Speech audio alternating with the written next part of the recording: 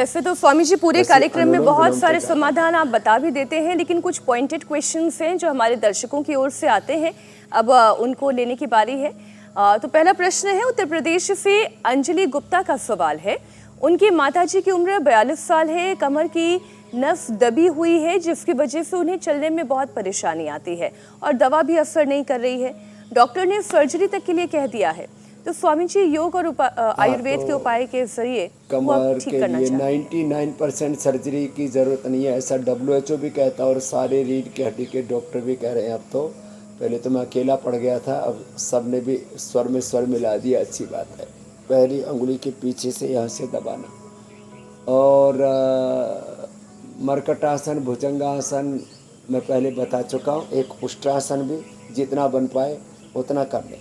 खाली पेट पेडानिल गोल्ड खाने के बाद त्रयोदशांग गूगल चंद्र प्रभावती या ऑर्थोपीड जबरदस्त लाभ करते हैं और कमर का दर्द 1 सप्ताह में ही अच्छा हो जाएगा।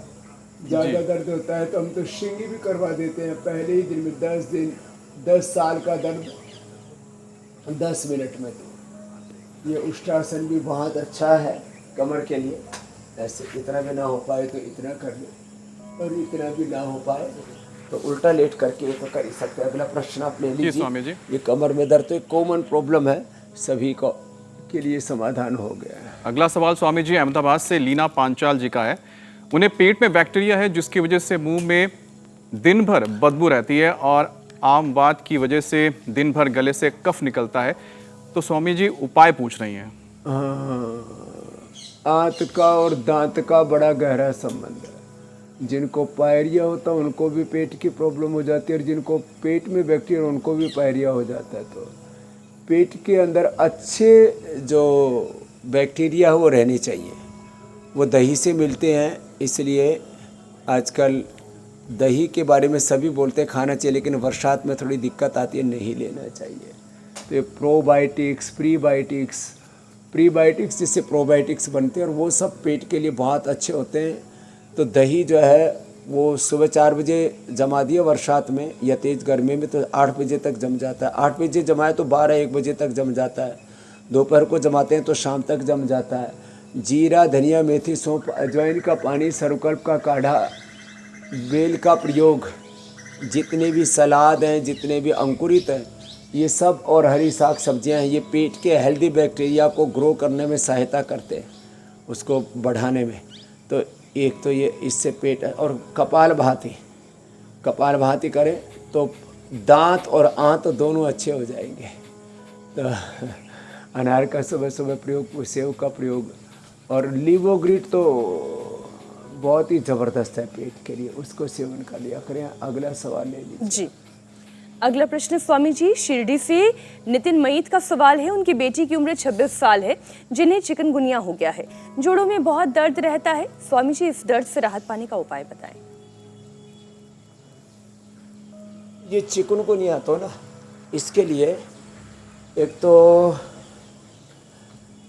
योगराज गुग्गुल, योगराज गुग्गुल, कैशोर गुग्गुल कोई भी दे दे, योगराज, महायोगराज या कैशोर गुग्गुल खाने के बाद, और गिलोय और एलोवेरा का जूस। वैसे तो पांचों चीज़ें अच्छी हैं, इसलिए मैं एलोवेरा, गिलोय, पारिजात, निर्गुंडी, सहजना पांचों का बोलता हूँ। लेकिन एलोवेरा, गिलोय सबको सहज रूप से मिल जाते हैं।